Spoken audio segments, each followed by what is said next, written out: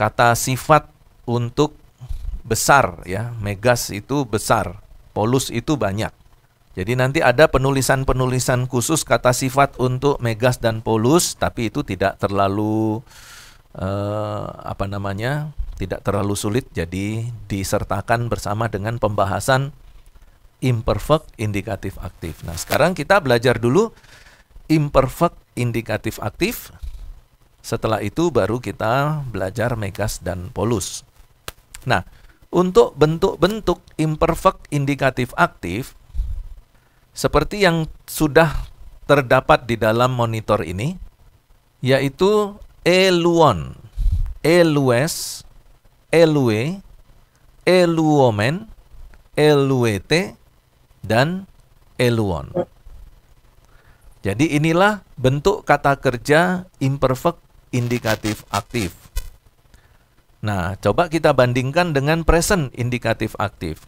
Kalau present indikatif aktif, luo, lueis, luei, luomen, luete, luusin. Nah, kalau imperfect, eluon, elues, eluen, eluomen, eluete, dan eluon. Untuk terjemahannya, eluon, saya telah sedang berlangsung atau sedang terus-menerus melepaskan. Elues, kamu telah sedang berlangsung atau sedang terus-menerus melepaskan. Elue atau eluen, jadi bisa menggunakan n, bisa menggunakan nu, atau tidak. Ya, bisa elue atau eluen. Dia telah sedang melepaskan. Eluomen, kita telah sedang melepaskan. Eluete, kalian telah sedang melepaskan. Dan eluon, mereka telah sedang melepaskan. Nah, perhatikanlah untuk orang kesatu tunggal.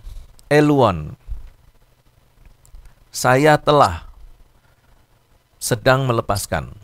Itu sama dengan penulisannya untuk orang ketiga jamaknya. Mereka telah sedang melepaskan. Untuk orang kesatu ditulis eluon, dan orang ketiga orang ketiga jamak juga ditulis eluon. Nah, kalau penulisan yang sama seperti ini, lalu kalau dia ada di dalam kalimat, bagaimana kita cara memilihnya? Apakah dia orang kesatu tunggal, ataukah dia orang ketiga jamak? Ya, dan cara yang paling tepat untuk menentukan apakah dia adalah orang kesatu atau orang ketiga jamak adalah dengan melihat konteks kalimat. Nah, karena kalau kita lihat dari tulisannya, itu tidak ada perbedaan. Ya, baik orang kesatu tunggal maupun orang ketiga jamak ditulis sama, eluon. Nah, untuk memilih apakah dia orang kesatu tunggal atau orang ketiga jamak, kita harus lihat konteksnya di dalam kalimat. Kalau misalnya konteksnya begini, titik-titik menikah, telah sedang menikah dengan istrinya. Berarti lebih cenderung menggunakan saya atau mereka. Titik-titik telah sedang menikah dengan istrinya. Lebih cocok orang kesatu atau orang ketiga jamak? Orang kesatu tunggal ya. Jadi saya telah sedang menikah dengan istrinya, atau istri saya gitu ya. Nah, jadi kenapa harus menentukan dengan konteks? Nah, kita kan harus memilih titik-titik itu saya atau mereka, karena sama-sama ditulis eluon. Nah, sekarang tinggal lihat konteksnya. Kalau konteksnya itu berbicara tentang menikah dengan istri, itu pasti sendiri, tidak mungkin rame-rame. Ya. Tidak mungkin mereka menikah dengan istri. Berarti kalau mereka menikah dengan istri, berarti suaminya ada 4 atau 5, istrinya 1. Dan itu adalah ketidakmungkinan. Nah, yang memungkinkan dan yang pasti adalah seorang laki-laki menikah dengan seorang perempuan. Maka yang lebih cocok adalah orang kesatu tunggal. Nah, di situ kita memilihnya eluonnya adalah eluon untuk orang kesatu, bukan eluon untuk mereka. Ya, itu contoh dari penggunaan eluon berdasarkan konteks kalimat. Kemudian kita lanjut lagi. Sekarang masuk ke dalam pengertiannya. Jadi sebelum kita mempelajari lebih dalam tentang bentuk imperfect ini, perlu kita juga mendapatkan pengertian untuk pemakaian bentuk kata kerja itu, serta hubungannya dengan bentuk present indikatif aktif. Nah, untuk itu kita perlu melihat pengertian imperfect. Nah, dalam bahasa Yunani, tenses present itu cenderung pada arti present continuous, yang artinya terus-menerus. Itu yang sudah kita pelajari dulu ya, bahwa apa yang kita lakukan dalam bentuk present itu adalah yang dilakukan sekarang dan cenderung terus-menerus. Saya sedang terus-menerus melepaskan. Itu present tense, present indikatif aktif. Nah, begitu juga dengan imperfect. Imperfect ini yang sekarang kita pelajari dipakai dalam sebuah kalimat untuk menunjukkan bahwa sebuah pekerjaan itu sedang terjadi atau dilakukan dan dilakukannya terus-menerus, tetapi dalam bentuk lampau. Nah, itu berarti bahwa ketika kita mempelajari imperfect indikatif aktif, kita sedang mempelajari kata kerja bentuk lampau. Tapi kata kerja bentuk lampau ini kata kerja yang terjadi terus-menerus. Ya. Jadi imperfect ini menggambarkan aktivitas atau kegiatan yang berlangsung terus-menerus yang terjadi pada waktu lampau. Dan kegiatan itu masih terus berlangsung hingga sekarang. Dan juga tidak diketahui kapan berhentinya. Jadi itulah pengertian dari imperfect. Ya, dia menggambarkan aktivitas atau kegiatan yang berlangsung terus-menerus yang terjadi pada waktu lampau, dan kegiatan ini masih terus berlangsung sampai sekarang tanpa diketahui kapan berhentinya. Nah, untuk bentuk imperfect ini dalam kehidupan sehari-hari, contoh yang paling mudah itu adalah misalnya saya telah sedang mengerjakan makalah. Nah, jadi kalau kita perhatikan kalimat ini, saya telah sedang mengerjakan makalah, itu berarti bahwa orang ini pada waktu yang lalu, di masa lampau, dia telah memulai sebuah pekerjaan, yaitu mengerjakan makalah. Tetapi, sampai sekarang dia masih mengerjakan makalah itu. Jadi, makalahnya belum selesai. Nah, apa yang dikerjakan oleh orang ini adalah kegiatan imperfect. Jadi, saya telah, itu berarti melakukan pekerjaan itu di masa lampau. Telah sedang, berarti masih sedang berlangsung melakukan pekerjaan itu sampai sekarang. Dan belum diketahui kapan berhentinya. Jadi kalau dia dulu, minggu lalu, sudah memulai mengerjakan makalah, sampai sekarang dia mengerjakan makalah, tetapi belum selesai mengerjakannya. Nah, itulah yang disebut dengan imperfect. Nah, ada satu tenses lagi dalam bahasa Yunani yang berbentuk lampau, yaitu tensis aoris. Nah, kita tidak membahas aoris di sini, tetapi kita hanya membandingkan dulu dengan imperfect. Yang kita bahas adalah imperfect. Nah, aoris itu menggambarkan satu aktivitas atau kegiatan yang tidak menentu batas-batasnya yang terjadi di masa lampau. Dan itu hanya terjadi satu kali. Ya. Jadi satu kali terjadi peristiwa itu dan tidak berulang-ulang.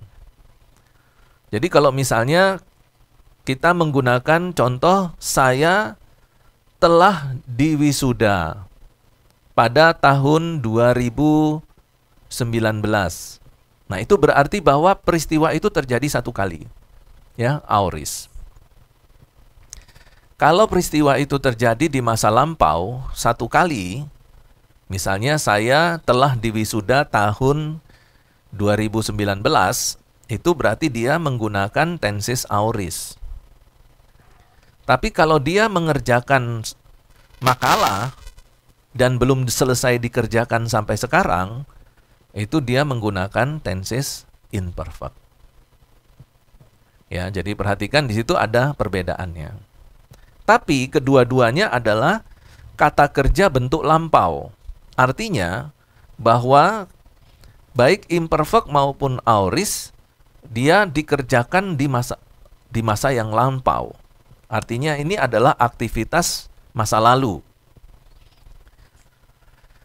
Ya, cuman tadi perhatikan bedanya, kalau imperfect masa lalu yang dikerjakan yang terus terjadi sampai sekarang.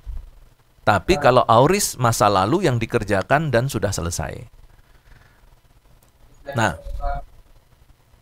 bentuknya imperfect seperti ini, eluon, elues, elue, atau eluen, eluomen, eluete, eluon.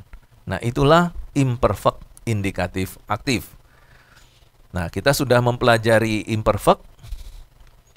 Nah, sekarang kita akan mempelajari yang lain. Ya. Tadi imperfect kita sudah pelajari, sekarang indikatif. Karena judulnya adalah imperfect indikatif aktif. Jadi, sekarang kita pelajari indikatif. Sama seperti present indikatif aktif. Indikatif di sini dalam bahasa Yunani memiliki batasan yang hanya terjadi dalam modus indikatif. Jadi imperfect ini dia terjadi dalam modus indikatif, ya, tidak dalam modus yang lain.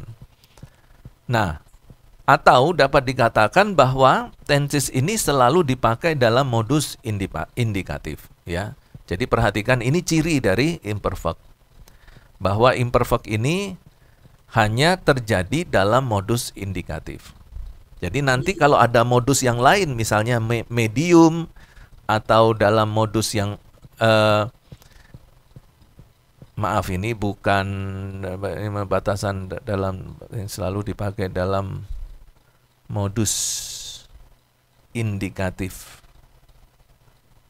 Ya, maaf. Ya, jadi yang kalau modus yang lain misalnya subjungtif itu ya. Bukan medium ya. Kalau medium itu diatesis ya. Itu tadi saya salah. Nah, jadi kalau modus subjungtif atau modus perintah imperatif itu tidak ada imperfect.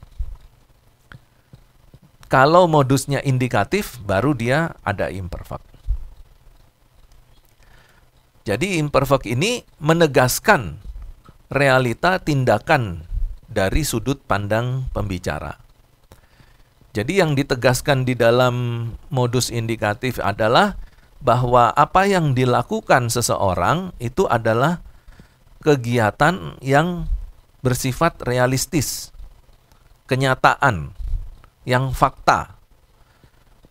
Jadi semua yang realistis, yang nyata, yang fakta itu adalah modus indikatif. Jadi misalnya saya memotong kayu, itu indikatif, ya. Karena apa yang dia lakukan pada saat dia memotong kayu adalah satu kegiatan yang nyata. Tapi kalau misalnya diganti dengan sesuatu yang tidak nyata, misalnya seandainya saya memotong kayu. Nah, kalau saya menggunakan kata seandainya, berarti kegiatan memotong kayu itu belum terjadi. Itu masih angan-angan, ya. Ya, dia masih mengandai-andaikan, seandainya ya saya memotong kayu gitu. Atau seandainya saya memakan ayam panggang. Ya, tapi dia masih mengandai-andai, bukan fakta. Tapi kalau indikatif itu fakta. Saya sedang makan ayam panggang. Berarti itu adalah kegiatan yang benar-benar terjadi. Gitu. Contoh kalau di dalam kalimat teologi, Tuhan Yesus menebus dosa manusia. Itu indikatif. Tapi kalau kita menggunakan kata seandainya Tuhan Yesus menebus dosa manusia, nah itu bukan indikatif lagi. Dan secara teologi itu artinya juga sudah berbeda, ya kan? Kalau Tuhan Yesus sedang menebus dosa manusia, itu indikatif. Itu berarti bahwa apa yang dilakukan oleh Tuhan Yesus dalam penebusan dosa adalah fakta, faktual, ya, nyata. Tapi kalau Tuhan Yesus menebus dosa manusia itu menggunakan kata seandainya, itu teologinya jadi berbeda. Seandainya Tuhan Yesus menebus dosa manusia, itu berarti belum ada juru selamat, belum terjadi penebusan, dan manusia masih dalam keadaan yang berdosa. Kenapa? Karena masih seandainya. Nah, itulah indikatif ya. Jadi indikatif ini adalah modus yang menegaskan realitas tindakan dari sudut pandang pembicara. Nah, kemudian aktif sekarang. Karena judulnya adalah imperfect indikatif aktif. Nah, kita mempelajari dulu apa itu aktif. Aktif itu adalah tergolong diatesis. Ya, di dalam bahasa Yunani, aktif ini adalah diatesis. Diatesis yang menjelaskan hubungan antara subjek dengan kegiatan, dengan predikatnya. Ya, kalau aktivitas, tindakan itu tuh predikat itu. Ya, kegiatan itu. Aktivitas ya. Jadi subjek itu bagaimana hubungannya dengan predikatnya. Jadi kalau aktif, subjek itu melakukan kegiatan atau subjeknya melakukan tindakan. Biasanya kalau di dalam bahasa Indonesia menggunakan awalan memakan, memukul, menendang, mengambil. Nah, itu aktif ya. Jadi subjek aktif menendang bola. Subjek aktif memakan sesuatu. Nah, nanti diatesis itu di dalam bahasa Yunani ada 3. Aktif, medium, dan pasif. Nah, nanti dalam di hari-hari mendatang kita akan mempelajari diatesis yang lain, yaitu diatesis medium dan diatesis pasif. Nah, tapi sekarang kita masih mempelajari diatesis aktif. Secara khusus kita akan mempelajari imperfect indikatif aktif. Nah, jadi di dalam kata kerja imperfect indikatif aktif, subjeknya aktif melakukan kegiatan atau subjeknya aktif melakukan tindakan. Jadi kalau seorang pengarang dalam Perjanjian Baru menggunakan tenses imperfect, pasti ia mau menekankan bahwa kegiatan yang dijelaskan di dalam Alkitab itu berlangsung terus-menerus, yang diawali dari peristiwa yang terjadi di masa lampau. Nah, sebenarnya ada berbagai nuansa yang dinyatakan oleh bentuk imperfect ini. Dan secara umum, ia selalu menunjukkan tindakan yang tengah berlangsung di masa lampau. Ya. Nah, contoh yang menarik adalah misalnya di dalam Matius 3 ayat 5-6. Maka datanglah kepadanya penduduk Yerusalem, ya. Maka datanglah kepadanya ekseporeuto, penduduk dari Yerusalem, dari seluruh Yudea, lalu sambil mengaku dosa, mereka dibaptis, baptisonto, oleh Yohanes di Sungai Yordan. Ya, jadi di sini ada bentuk imperfect deskriptif, ya.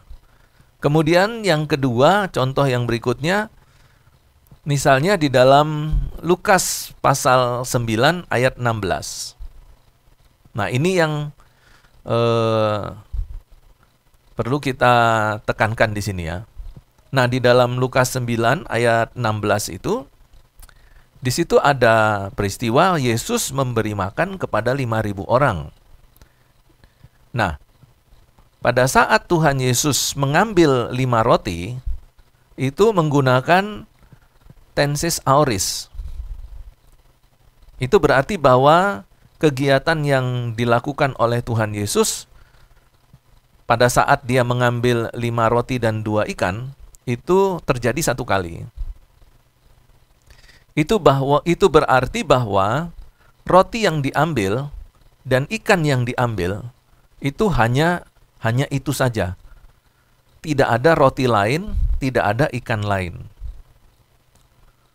Jadi kalau disebutkan 5 roti dan 2 ikan, ya hanya itu saja roti yang diambil Tuhan Yesus. Nah, kenapa saya katakan demikian? Karena ternyata ada penafsir dari kelompok teologi yang lain yang mengatakan bahwa makanan yang dimakan 5.000 orang itu bukan hanya 5 roti dan 2 ikan, tapi ada roti-roti yang lain dan ada ikan-ikan yang lain. Tapi di sini kalau kita melihat dalam Lukas 9 ayat 16, Tuhan Yesus mengambil 5 roti dan 2 ikan itu dalam bentuk aoris. Ya, peristiwa yang terjadi di masa lampau yang terjadi satu kali.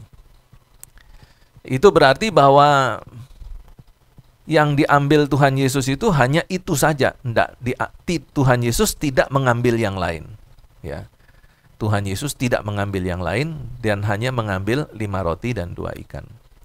Lalu kemudian setelah ia mengambil itu, ia menengadah ke langit. Dan aktivitas menengadah itu juga ditulis dalam bentuk aoris. Itu berarti bahwa ketika Tuhan menengadah ke atas, seperti dia mau berbicara kepada Allah, Bapanya, itu hanya terjadi satu kali. Lalu Tuhan Yesus mengucap berkat. Nah, jadi dia mendoakan 5 roti dan 2 ikan ini, itu juga terjadi satu kali. Lalu Tuhan Yesus memecahkan roti itu terjadi satu kali dalam bentuk aoris. Nah, pada saat Tuhan Yesus memberikan kepada muridnya, itu terjadi dalam bentuk imperfect. Jadi, perhatikan bahwa ketika Tuhan Yesus memberikan roti yang sudah dipecah-pecahkan kepada murid-muridnya, itu terjadi imperfect. Coba perhatikan. Ketika Tuhan Yesus mengambil 5 roti 2 ikan, aoris, satu kali terjadi. Ia menengadah, aoris, satu kali terjadi. Ia mengucap berkat, Auris, satu kali terjadi. Lalu ia mengambil roti, memecah-mecahkan roti, karena roti itu ada 5. Jadi 5 roti itu dipecah-pecahkan dulu dalam bentuk bagian-bagian yang lebih kecil. Kita tahu bahwa roti pada masa Tuhan Yesus itu bentuknya seperti pizza ya. Bentuknya itu bulat, besar. Sehingga harus dirobek-robek. Rotinya dirobek-robek dulu dalam bentuk bagian-bagian yang lebih kecil. Nah, dan itu ada 5 ya. Roti yang bentuk seperti itu ada 5. Jadi Tuhan memecah-mecahkan roti itu. Dan itu terjadinya satu kali. Ya. Tetapi ketika Tuhan memberikan pecahan-pecahan roti, ya, robekan-robekan roti itu kepada murid-muridnya, itu terjadinya imperfect. Karena berulang-ulang. Ya. Jadi Tuhan Yesus memberikan kepada murid-murid berulang-ulang. Tidak habis-habis.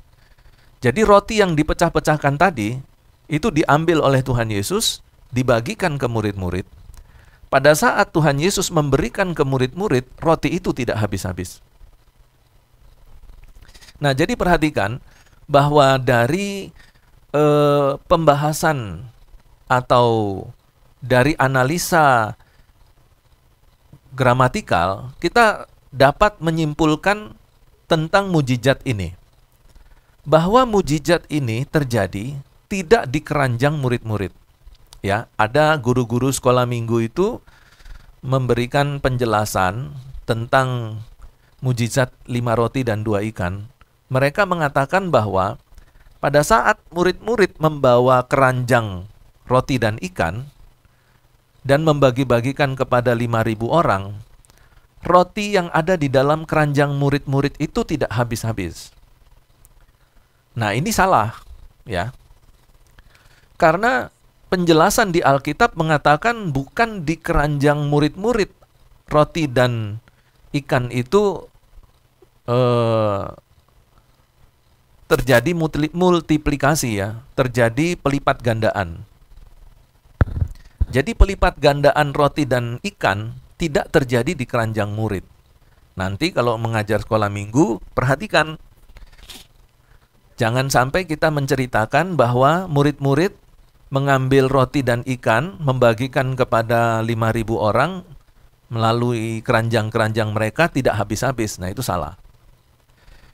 Jadi murid-murid mendapatkan roti dan ikan dari Tuhan Yesus, lalu dibagi-bagikan kepada 5.000 orang, habis. Setelah roti dan ikan yang di keranjang murid-murid itu habis, mereka kembali lagi ke Tuhan Yesus untuk mendapatkan pasokan lagi dari Tuhan Yesus. Nah, mujizat itu terjadi di tangan Tuhan Yesus.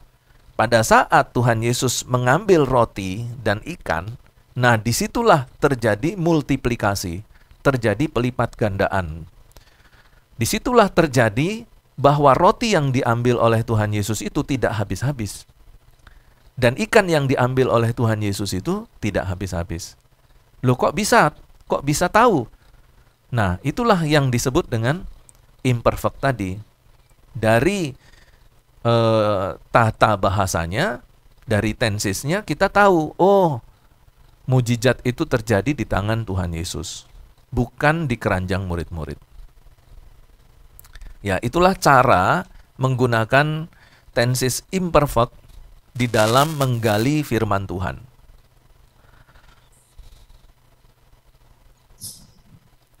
Nah, kemudian aspek dari imperfect ini itu juga sama dengan aspek yang ada di dalam present. Jadi ada beberapa aspek ya.